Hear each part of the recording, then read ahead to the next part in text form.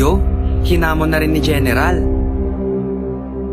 Pero napakabihira, napakabawal kasi sa Anti-Distracted Driving Act na ikaw ay Hawak ng video habang nagdadrive, no?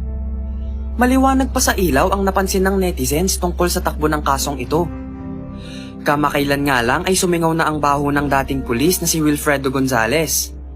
Masasabing nasa kamay pala niya ang batas noong nasa serbisyo pa ito.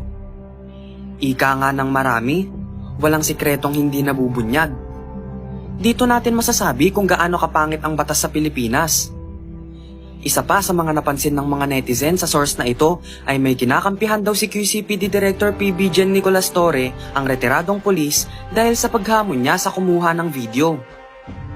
Katakataka raw na bakit kailangan panghamunin ni General ang kumuha ng video.